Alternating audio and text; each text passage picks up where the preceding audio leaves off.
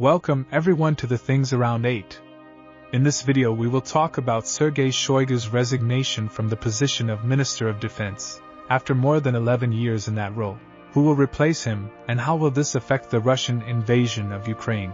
And if you're not yet subscribed to the channel, subscribe now and hit the notification bell so you don't miss any news. This Sunday, May 12th, unexpected news came from the Kremlin, with Putin announcing the dismissal of Sergei Shoigu as Minister of Defense, after more than 11 years in charge of the department. In addition to a professional relationship spanning almost 2 decades, Shoigu and Putin are personal friends, a relationship that both have always made a point of showing publicly. Before being Minister of Defense, Shoigu was Minister of Emergency Situations, a position he held from 1991 until 2012. When he was invited by Putin to take on the post of governor of Moscow Oblast. But just 6 months later, Putin promoted him to an even more important position, that of Minister of Defense, with Shoigu continuing the reforms and modernizations begun by his predecessor, which included the creation of the Special Operations Command Force, greatly streamlining responding to terrorist attacks. This was, in fact, the main characteristic of Shoigu's management, constantly seeking to modernize the Russian armed forces, moving them away from many of the old doctrines that he still carried from the times of the Soviet Union.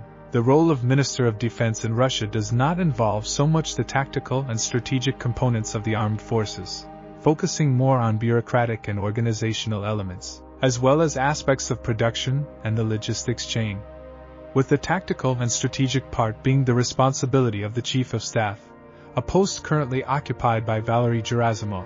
This is a career military man, unlike Shoigu, who is a civilian. Shoigu's replacement is Andrei Belazov, also a civilian, an economist by training and who held the position of First Deputy Prime Minister of Russia. But what could have motivated such a profound change, precisely at one of the most critical moments of the invasion of Ukraine? The answer to this question is not clear and involves a lot of speculation, largely due to what happened recently in the Ministry of Defense, with some top members of that ministry, including Timur Ivanov, the Deputy Minister of Defense, and a known protege of Shoigu, having been arrested on charges of corruption. From what we know so far, Shoigu would not be involved in this corruption scandal, but there are arrests of top members of his ministry, some of them really close. And now, a few days later, the news of Shoigu's dismissal is causing speculation to grow about the real reason for this profound change in the ministry. At an official level, what is known is that Shoigu will take on the role of Secretary of the Russian Security Council, with Nikolai Patrushev, who was the head of that department, being reassigned to another yet undisclosed post. Shoigu will also be the Vice President of Russia's Military and Industrial Commission, just behind Vladimir Putin himself. It is undeniable that these two positions are important and very relevant, especially that of Secretary on the Security Council. But obviously, they are not as notorious as the Minister of Defense, leaving an important question open. Had Shoigu fallen from grace? Having been reassigned to another folder just to avoid opening up space for speculation regarding how the invasion of Ukraine is proceeding? Or was it a strategic change aimed at preparing Russia for a really long war? This may, in fact, be the reason for this change, considering that Andrei Belazov, the new defense minister, is an economist with a lot of experience in economic and industrial management.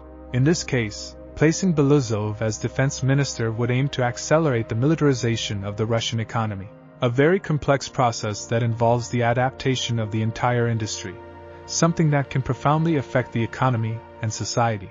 By placing Belazov in this portfolio, Putin may be wanting to prepare Russia for a war that he knows will still be very long.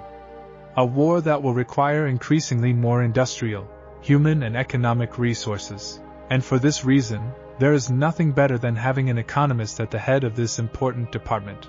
At a tactical and strategic level, as I mentioned at the beginning, the defense minister does not interfere much, with this task being the responsibility of the Chief of the General Staff, a post that, from what we know, is still in the hands of Vladimir. Therefore, in principle, this change will not have such an immediate impact on Russian strategy in Ukraine. And this is today's video. Thank you very much for watching the video. And now I invite you to hit the like button and subscribe to the channel so we'll see you more often, and so you'll be up to date with everything that's happening.